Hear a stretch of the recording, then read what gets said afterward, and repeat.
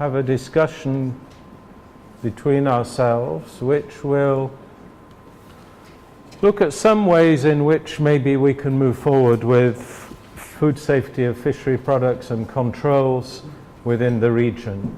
And I wanted to start by just describing very briefly a project which I was involved with last year,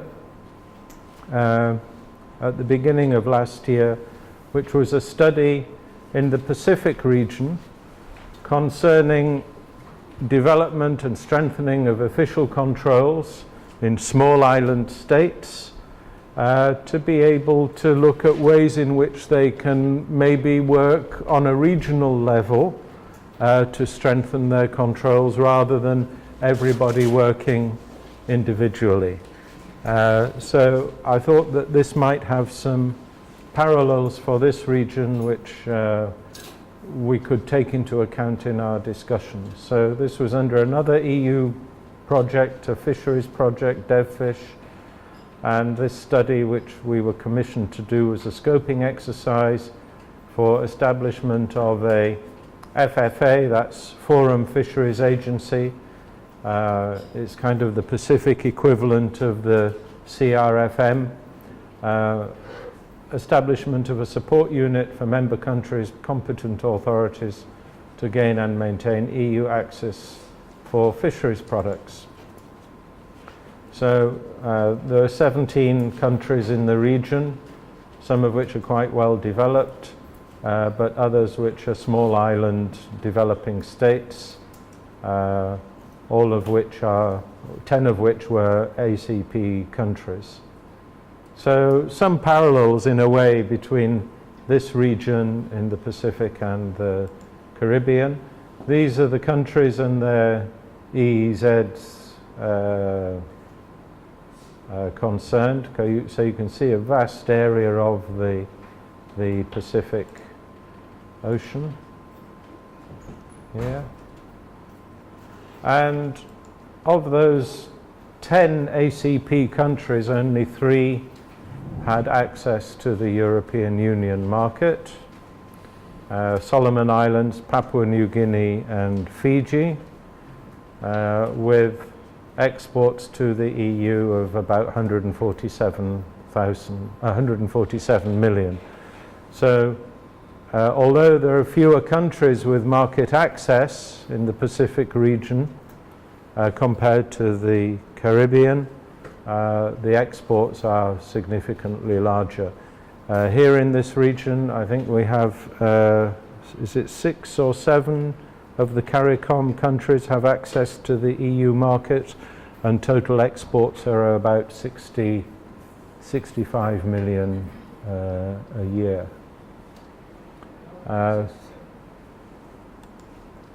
So the main issue in the fishery sector is, in that region, is tuna. There is a massive tuna fishery in the southwest Pacific. Total catch in the region, 2.6 million tons. Massive, worth over $6 billion. So it's a massive tuna fishery. So it's probably, I think it came out at something like nearly 60% of global tuna production. In the zones of those 10 countries, the total catch was worth about 1 billion by flags of all vessels. But their share in terms of the vessels which were flagged to those countries was only 200 million. So of the total catch value, the total stock, annual catch, these countries were only directly benefiting to the tune of about 3.3% of the catch. So this was the status of the sanitary controls, 3 with market access to the EU, 3 with competent authorities nominated in place and with some degree of control system, but had not yet managed to get themselves listed by the EU, and 4 of the countries where until this time they hadn't even been able to formally nominate which organization was going to be responsible. So collectively they were very interested in developing these functions. They saw benefits in terms of improved access to markets and better prices, so that their own flagged vessels could access EU supply chains. Not necessarily by processing themselves, but a lot of the tuna in this region is processed in other countries, particularly in places like Thailand and Philippines and so on. And they would be able to sell to those countries fish which was caught under an EU regime, so they could then can it and sell it to the European Union, which was one of their important markets. So there was actually a premium price on yellowfin tuna caught by vessels with an EU authorization. You could get another $100 a ton sometimes for your fish if your vessel was authorized to supply the EU. So that was a very attractive incentive for the vessel owners and the competent authorities and the governments to invest in these systems. It would also allow them to receive discharges from EU vessels approved by other countries. So, for example, China had a big fleet operating in the region of vessels which were approved for EU supply. But if the country itself in which they were landing was not approved, that product could not be certified, because as a country of dispatch, you wouldn't be authorized to issue the certificates. So that was another reason. As well as there were a few processing establishments in those countries, but of course they couldn't supply the EU market.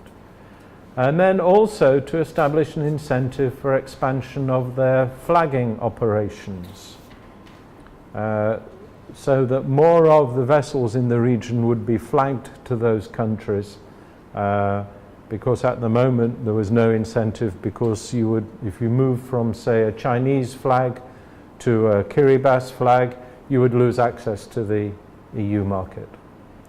And then also, not forgetting, improve food safety for domestic and regional trade, because ciguatera is also an important food safety hazard in many of the islands in that region. So you can see there are certain aspects of the rationale here which are also applicable in the Caribbean region. Challenges. Well, they face the challenges, of course, that many developing countries face in meeting sanitary conditions for international trade in fishery products, lack of or poorly developed or out-of-date legislation, particularly regarding their institutional framework, mandates, responsibilities, relationships between institutions, and the content of the technical regulations, omitting requirements for HACCP and traceability and so on.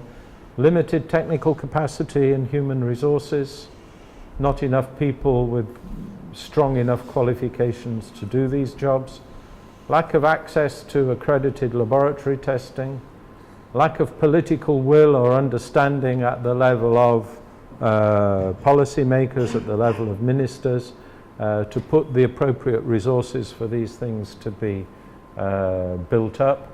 Limited development and operating budgets, so there was insufficient money for people to actually develop these systems. So these are all very, very common issues which we come across all over the world, and I'm sure you're all very familiar with these constraints to the development of the control systems which you're operating. But there were some specific issues, because all of these impacts are amplified in microstates, in small countries. So these problems which are difficult in reasonably sized countries become almost insurmountable in small island states. The need in this region to deliver controls sanitary controls on vessels which are operating over vast areas of ocean, sometimes not even visiting the country of their flag state. That also is rather similar to here. And then the logistics of sampling and testing over such great distances were also major challenges. So the idea was to establish a regional competent authority support unit. It would concentrate technical skills within the region, which then could be available to several countries, increase the efficiency of inspections of vessels, because especially vessels which in the tuna business, they all congregate in certain locations for transshipment. So there are certain situations, certain locations where there is a common transshipment point where reefer vessels come in and meet up with several tuna vessels so they can all transship into that reefer and then it can take the product to market. So if you can put your inspection at that point, you can actually catch many vessels coming in, even though they may be flagged from different states. Increasing the quality of inspections, the efficiency of sampling and testing, and improved coordination and communication of data, particularly sanitary history of reflagged vessels.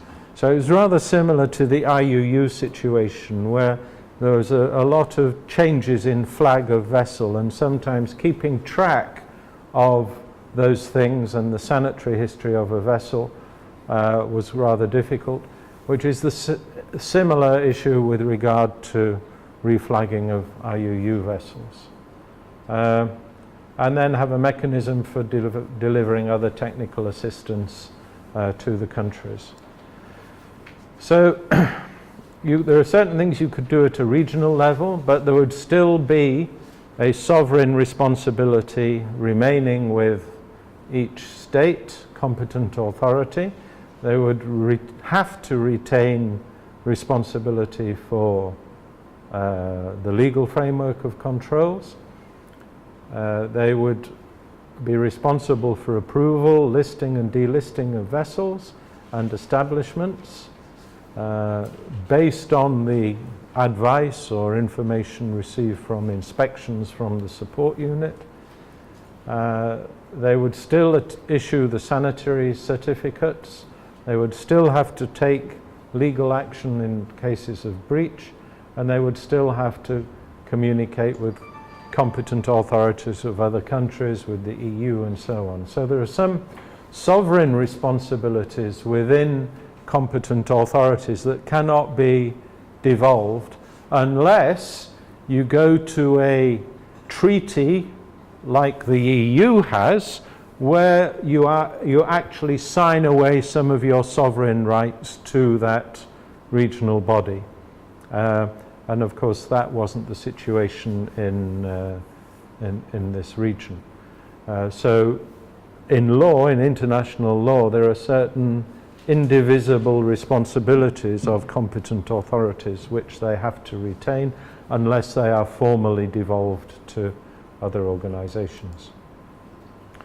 So we designed the functions and proposed the functions that this body, this regional competent authority support mechanism, would develop and manage a regional sanitary standard which would be equivalent to the EU standard for fishing vessels, so equivalent to Regulation 853, the annexes, that there would be voluntary inspection and certification of vessels to this standard by the support unit, so it would be acting exclusively as an inspection body, that it would take samples and submit samples for official controls and environmental monitoring, and would provide technical assistance to competent authorities for things like the inspection of shore-based establishments. So this would be the standard, equivalent to EU regulations. There that there would be an agreement by participating states that the standard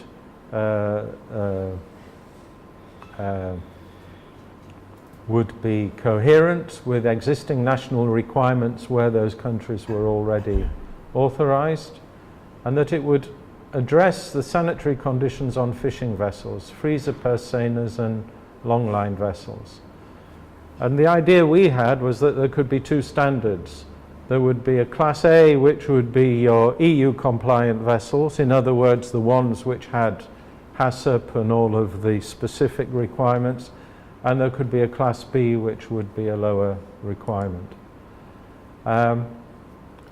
We designed, we tried to map out where the demand for inspection services was, where it could be located, in this case Marshall Islands, and that the system would be voluntary inspection on payment of a fee and issue of certification of compliance with the standard. And then we could publish a list of vessels which met the standard, and the flag states would adopt that list as their list of authorized vessels. Okay, that was the procedure which we came up with. So the inspection body would not be formally part of the competent authority, but it would be contracted or contractually linked to the competent authority via the regional body, and the results of those inspections would be adopted by the authority. Okay, we perform some other services, sampling and testing and contracts with laboratory and so on. We'd have to take steps to make sure that this was properly constituted and that its governance was up to scratch, so annual reporting. Crucially, the body would have to be accredited to ISO 17020 to meet the EU requirements. It is actually an EU requirement in regulation 852, I think, or 853, that where it'll be 853, no, 854 for official controls of products of animal origin, where a inspection body is contracted by the competent authority to perform inspections, it must be accredited to this standard, so there was no way to get around that. And it would be subject to audit by the EU and also be subject to independent external audits as well. So the government would know that the support unit was performing inspections adequately, and they could adopt its list of certified vessels with confidence. It would need an MOU so that the regional body could guarantee to inspect vessels on request, provide inspection results and maintain accreditation status. But the important thing here was that the flag states would have to guarantee that there would be no listing of vessels for EU outside the scheme, because otherwise, you see, you'd end up having some vessels authorized by their own inspectors and some vessels authorized by this support unit. And there would then be a risk of other influences on some of those certifications which would undermine the scheme for everybody. So we stated the rule that if you buy into this scheme, you cannot independently list your own vessels. And you would also have to guarantee not to issue sanitary certificates for vessels flagged by you which were not certified by the scheme. So similar sort of thing. Okay, we looked at the finances of it. Well, it would need some money. We worked out it would need 2 or 3 million to set up, and it would take maybe well, there'd be a certain cost, several hundreds of thousands of dollars every year to operate this.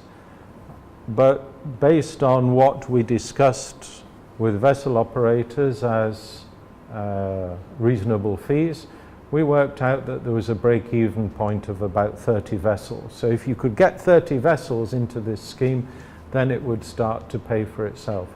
And the vessel owners were more than happy to pay for this because, as I said, they could get up to $100 a ton premium on EU authorized products. So if there's a vessel catching 1,000 tons a year, well, 100 tons, $100 a ton makes $100,000 difference to them. So they would be more than happy to pay $20,000, $30,000, $40,000 for this service. So that was the proposal, and what we did is we took the proposal to the EU because they had to also kind of sign off on it, not in a formal way, but we discussed it with people in the Food and Veterinary Office in Grange in Ireland and in the European Commission in Brussels, and we gave them this presentation and explained it and answered their questions, and they saw no major barriers. They were concerned about the governance, of course, as they always are. And as far as I know, I think now the government of New Zealand is sponsoring the development of this system within that region.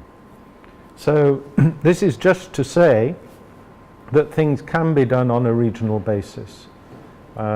It's not to propose that this is exactly what is required in this region, but to say that we have to look at the needs and look imaginatively at some of the things that perhaps could be done better on a regional basis.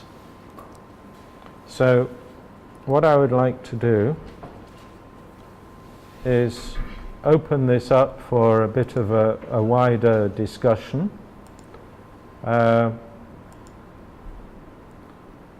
Because I think from what I've seen during the course of this week, there are really quite a few significant challenges which are facing competent authorities within this region and the inspectors responsible, yourselves, which as we move forward and look for ways to strengthen and improve the control systems, could be areas where resources and effort could be focused. And in the interesting discussions we've had during the course of the last 5 days, I've picked up on a few points which, in my opinion, are important issues which maybe need to be discussed and taken forward from here. And I think it's important in training like this, it's not just a matter of, getting some new techniques and ideas about inspection, but there are important challenges ahead, particularly in terms of regional development via CARICOM and its various agencies in the region, where the control systems which we've developed are going to have to be strengthened and built up to address some of these challenges. So some of the questions that I think we could discuss now, because as I say, I think it's important that you take things back and move things forward from here. There's a question, where do we go? Where do we go to from here? Some of the things that I think we could look at is there are some gaps in control systems. That's clear. Things like important hazards, we need to introduce stronger controls for some of these, particularly things like histamine and ciguatera. It's also clear that ensuring that HACCP is properly implemented and traceability systems are properly implemented is also a challenge. And there are many organizations, fishery business operators that that could benefit from a proper implementation of these systems, as well as consumers. And then the big one is how to integrate these controls. We've all worked in organizations where these control systems have been built up as vertical towers aimed at, say, the EU export market. But what about the controls for domestic consumers as well? And at the moment, many countries are operating essentially dual standards of control. In some countries, which I've seen in various places in the world, you see a great control system for exports to the EU and nothing at all for the rest of the sector. So how do we close that gap? How do we bring everything within an integrated control system while still recognizing that there may be a need for different specific requirements for different markets? Then when it comes to looking at how we do our jobs in terms of official control and testing, to be sure that we have a adequate recognition of these different functions. And also that if we're investing in controls or investing in laboratories, that we ensure that those investments are sustainable. And then we have things like integration of the fishery sector with general food safety controls. So this again is a question of balance. Many countries have developed really good export controls for fishery products, and now they're beginning to build up food safety controls in general, but there's going to be a need at some point to ensure that these systems are integrated. What kind of model are we going to adopt? Is it going to be a mixed agency model or a food safety authority? And then, as we see regional institutions coming along under CARICOM, we have CAFSA, for example, which is building up its capacities. What will be the functions of those organizations, and where are there opportunities for value added from regionalization of our controls and testing? So rather similar to the task that we were engaged in the Pacific region. So these are some of the things now which I'd like to open up to the floor for to get some of the ideas from yourselves, so that we can all benefit from this and maybe take some of these ideas back to our countries and work on them in more detail. So let's maybe take them from the top. Hazards, how to fill gaps in control systems for different hazards.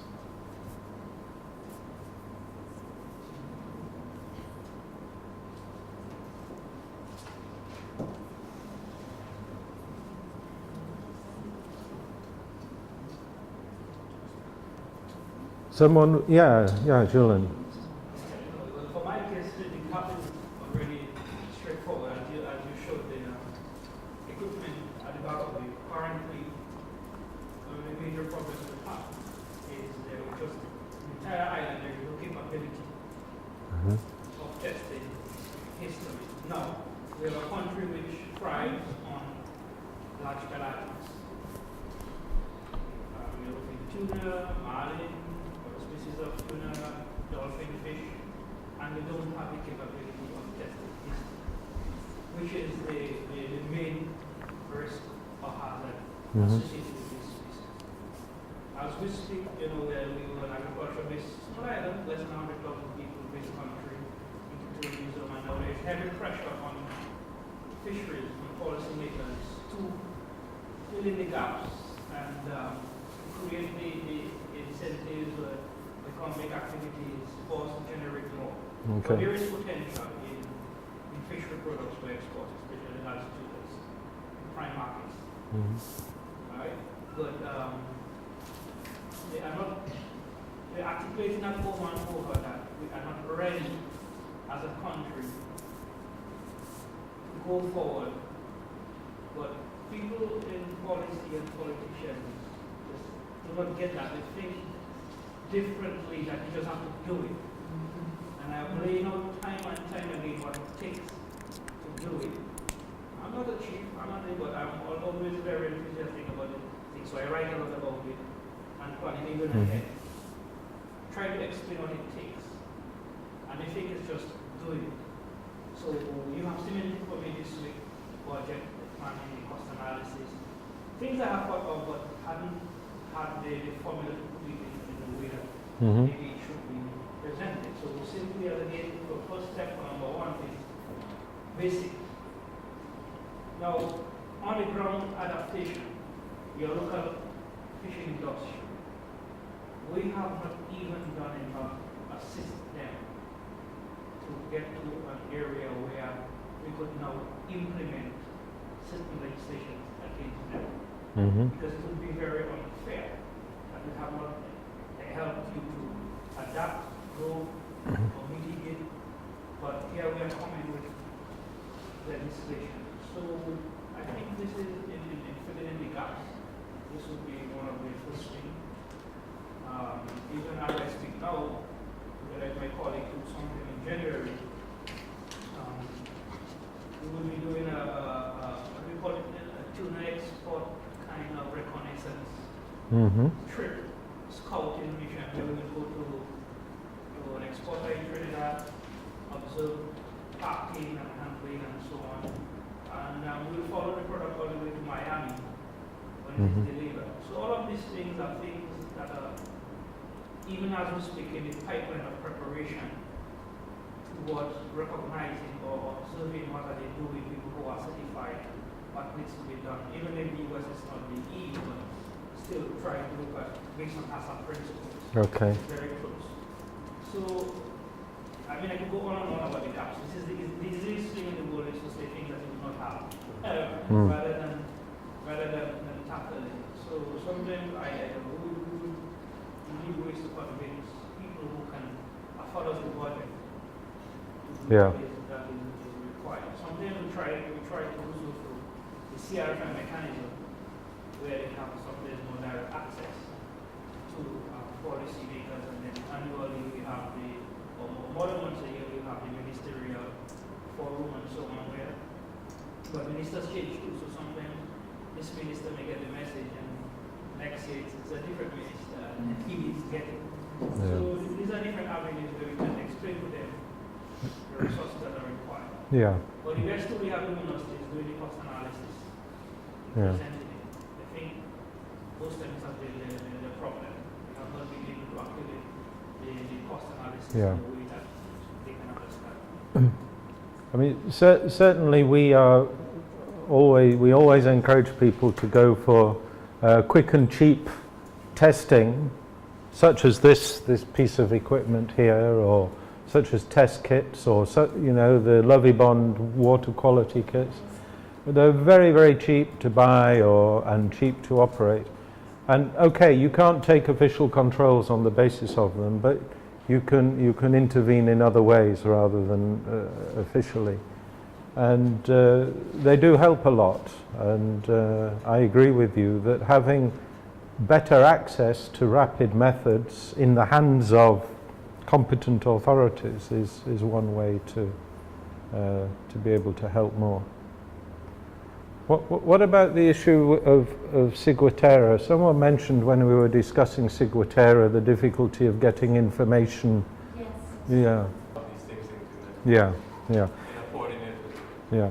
I mean, because these manuals which we've prepared, I think, there's a limited things that you can do in the time and resources we had available.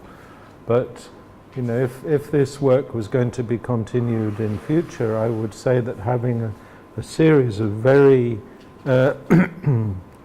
profound guidance documents on some of these things, which are highly specific to the region, like ciguatera, would be rather useful.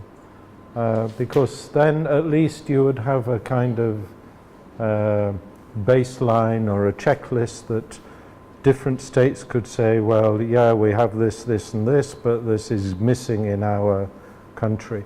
And the thing is as well, if they are, I think one of the problems that you've all mentioned at some point is you don't get the political support, you don't get policy level support for the things you need to do, whether it's financial or staff resources or so on.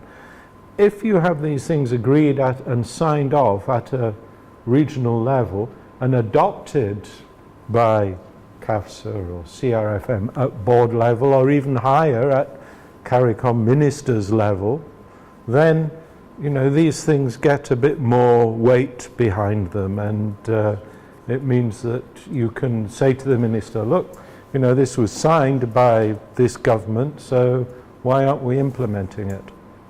If I may, I think what you're suggesting there about the guidelines for specific, region-specific issues, which Secretariat is big in the regions on bird poisoning, is good. But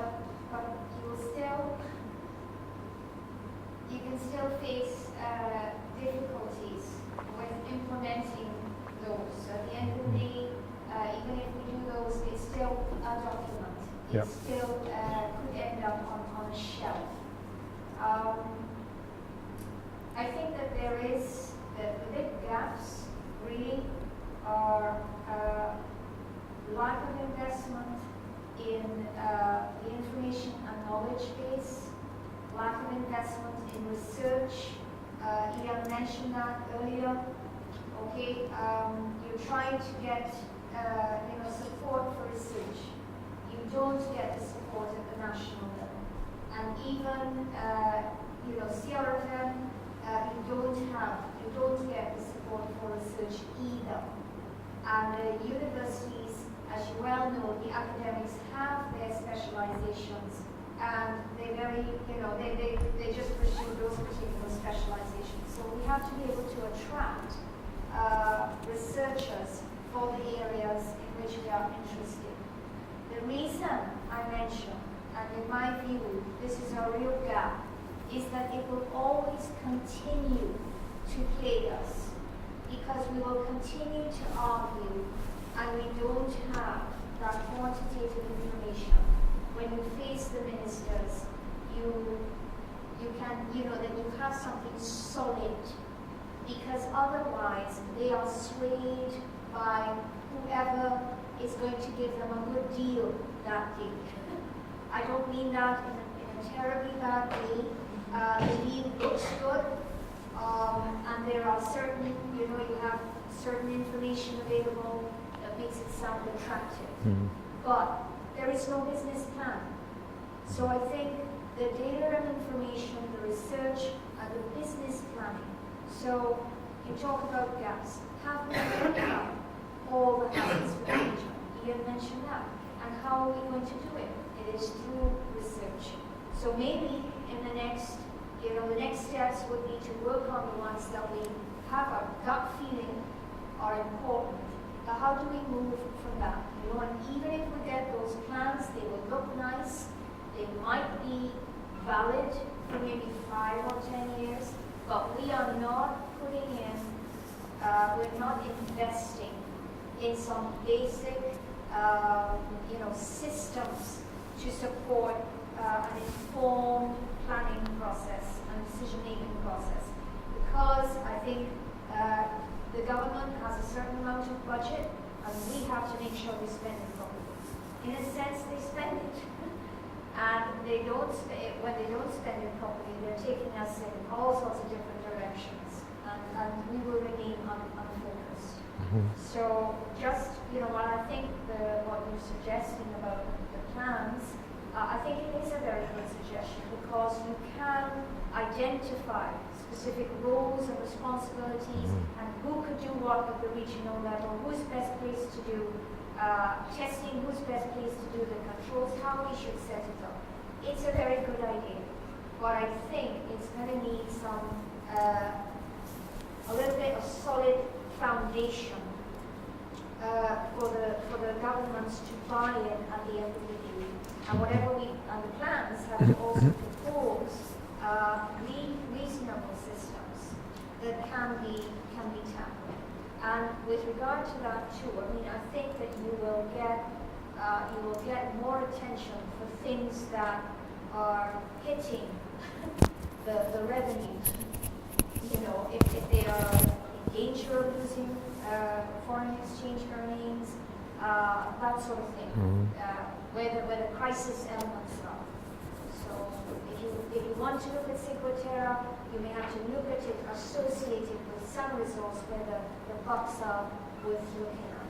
You come with the approach we had, we're looking at a lot of buttons because a lot of times, for instance, they're involved in a lot of litigation, particularly when it comes to things like Sequoterra. When you link it to that and you link it to the safety of tourists, then it piques their interest. At the time when we were trying to put together a proposal, you look at some of the basic things, when you look at the costs associated with that, having a system in place, most of it comes from litigation. Yeah. It's not like how much days you lost from work, wasting a month, some doctor can't give you, take a week or whatever. It comes from actual litigation, from tourists. Yeah. I mean, we in this business, in food safety, we all suffer from the feature that when we're doing our job really, really well, nothing happens. So nobody actually sees the job being done. And that is the same with all kinds of preventive health, you know, and why preventive health measures receive insufficient attention generally, because it is, you know, the diseases and the illnesses and which grab the resources. And it is a sad fact that food safety only gets onto the political agenda when people start getting ill. Also, I would like to add to what Ron was saying about the plans for the system, that in devising the plans, we should also include a business plan part of it, the budgetary aspect of it, so that people know exactly what this is going to cost.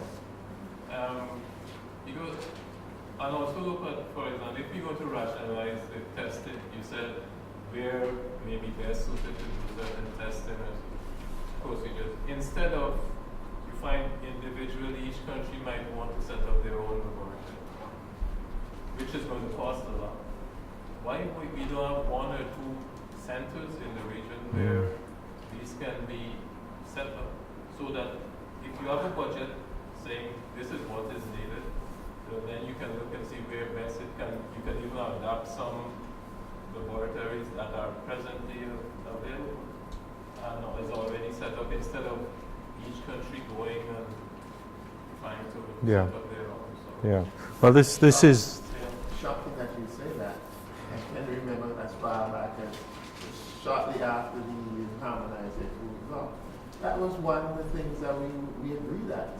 We had a study tour, I think it was to Guangzhou.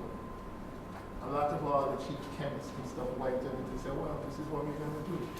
This island specializes in this, but it never happened. Yeah. But why not? I think You see, it's not in the interests of laboratory operators to say, let's downsize my operation and upsize some. You're asking the wrong people those questions. That's the problem. You know, this is why this point about ensuring a separation of official control and testing functions is absolutely vital. Because if you don't separate them, you get the laboratories driving the agenda. And this has constantly been the problem with donors and governments. They ask laboratories what they need.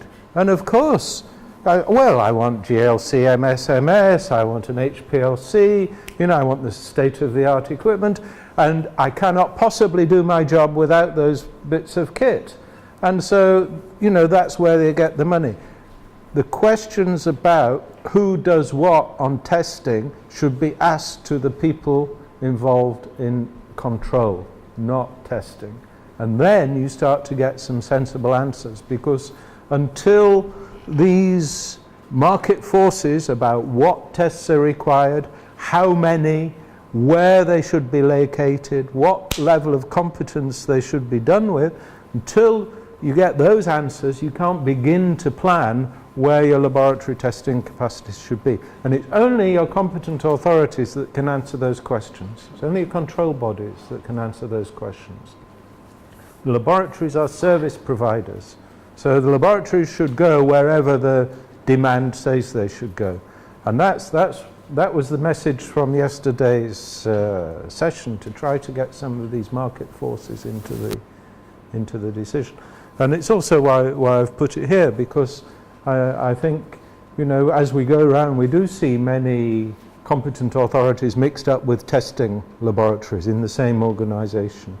And as well as potential conflicts of interest, this also doesn't help us to think clearly about these kind of issues.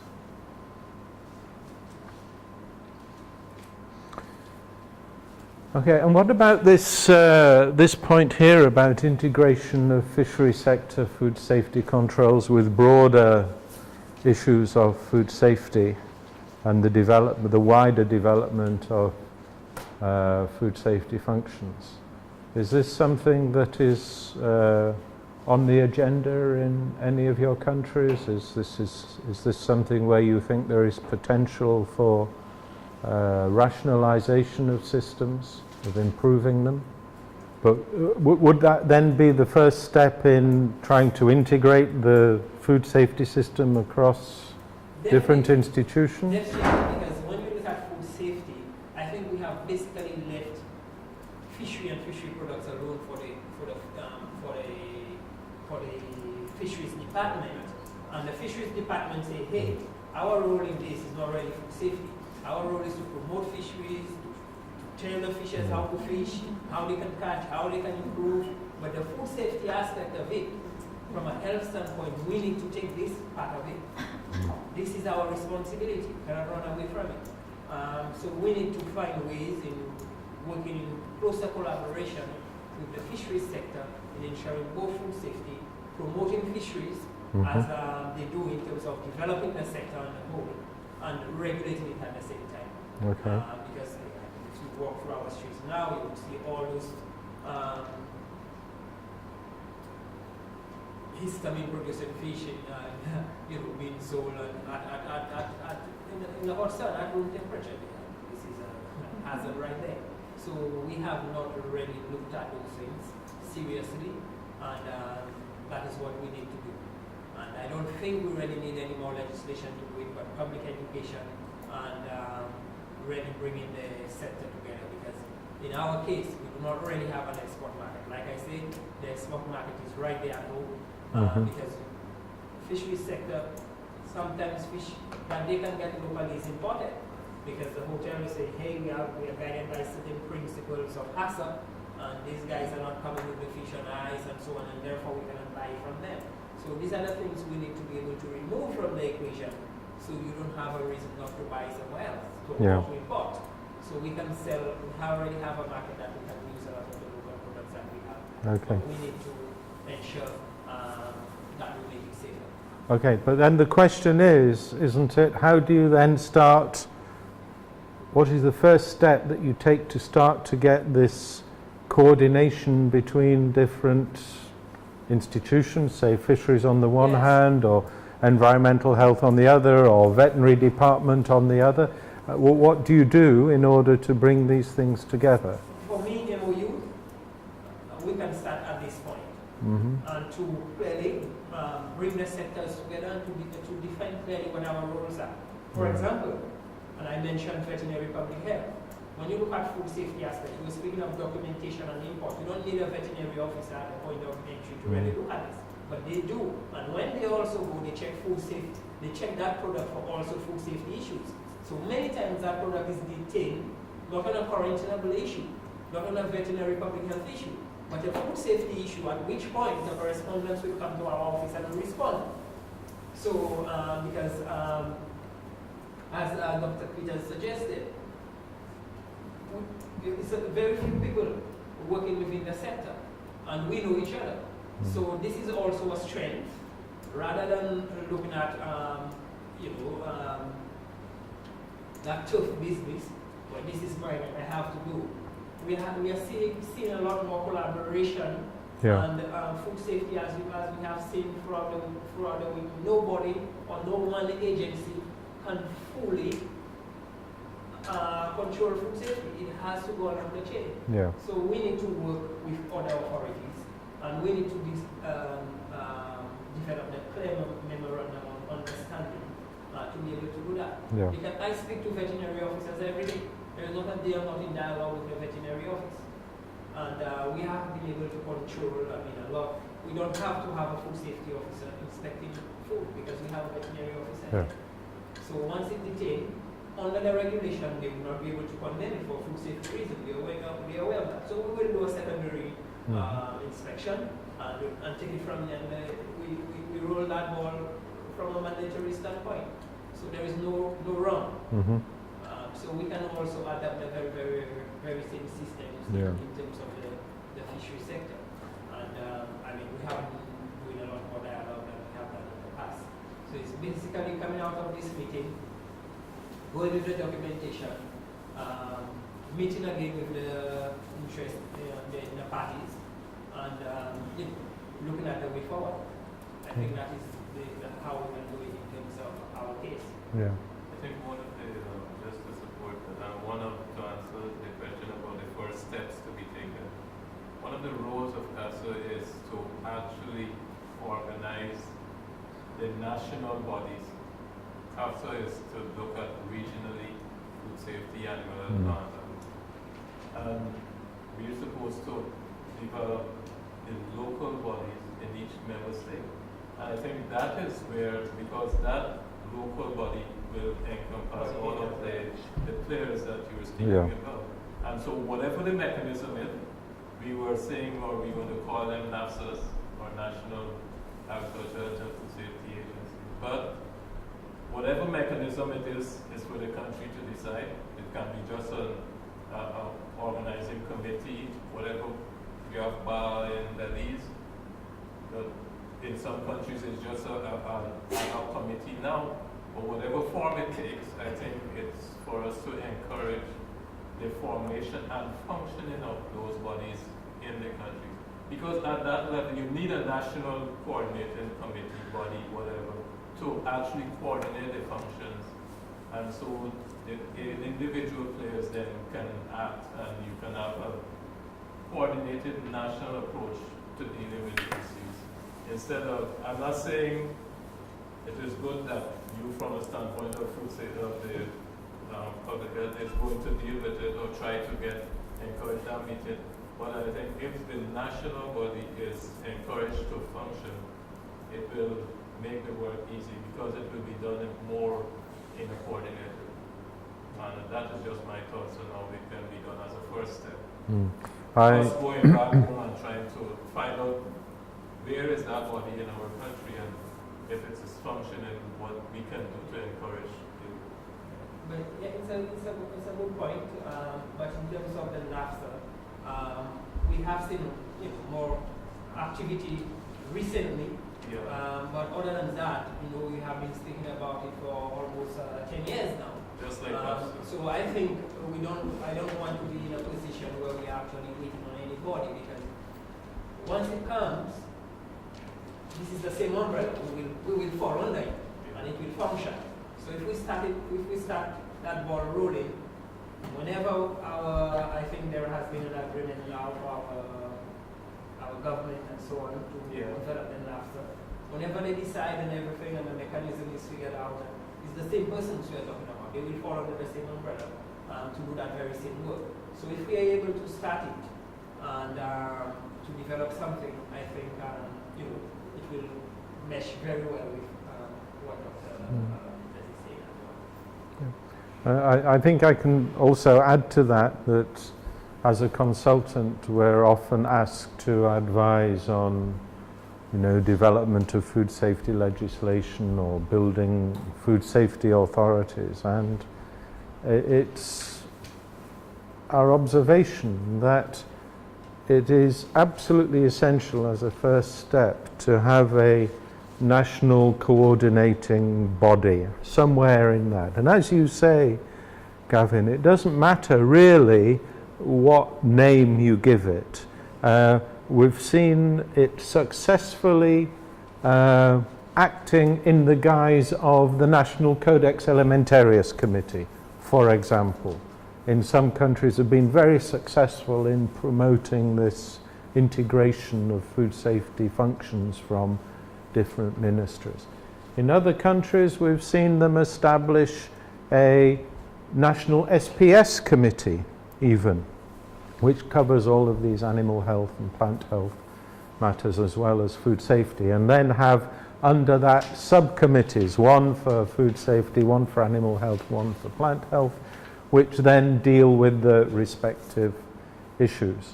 In other countries, we've seen them develop a specific national food safety management committee.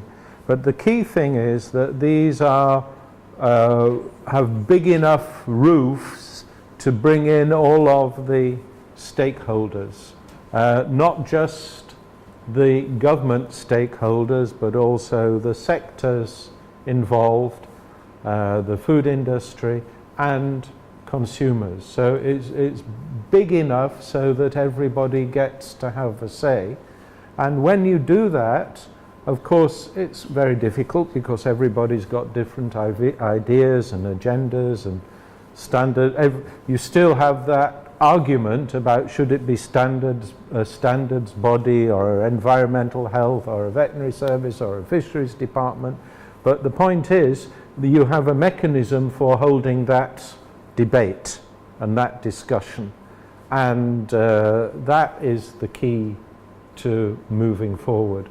And otherwise, if you don't have that, you have the institutions fighting each other under the table, behind the scenes, ear of this minister, ear of that minister, trying to gain political advantage here, and that kind of deal making, which is very negative and doesn't take us anywhere. So having a public and transparent forum for people to discuss and argue.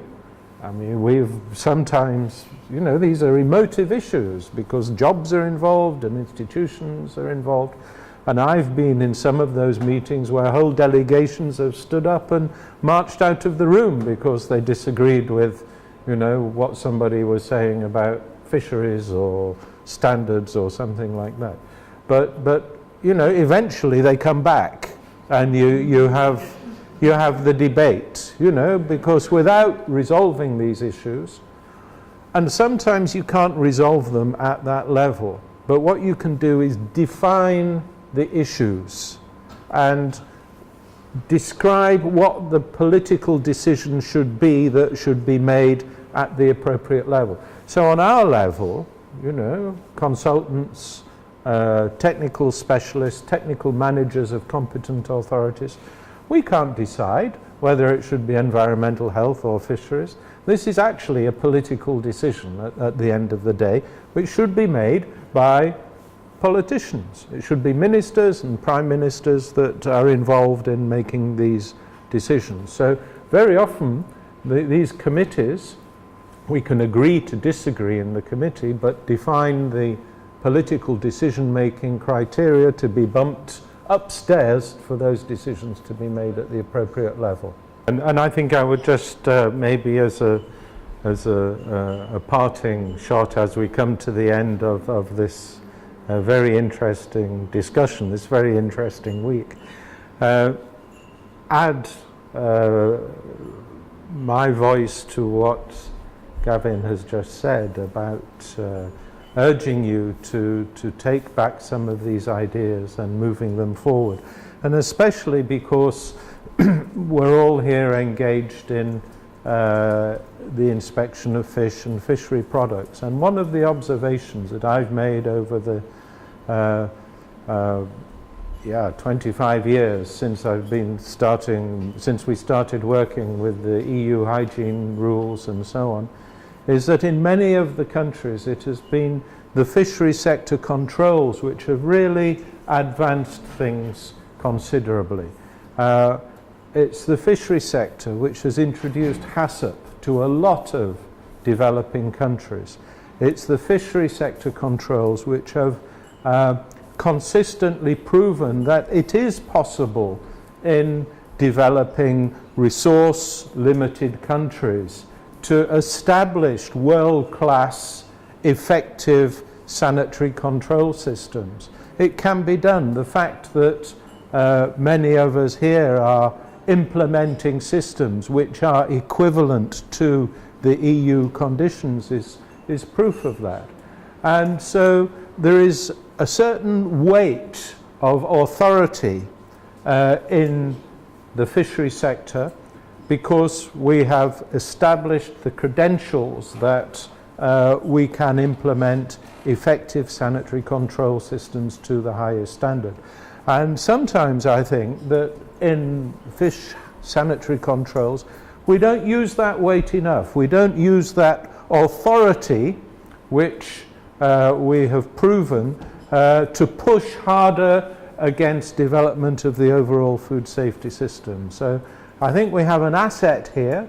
We have a weight of authority, a gravity, which perhaps we can use to greater benefit than just for the fishery sector, but by pushing forward this integration of the food safety system and leading that from the front. So that is my challenge to you all, how we would like you to take forward the information and the knowledge and experience you have acquired this week to try and apply it in the future in your own countries.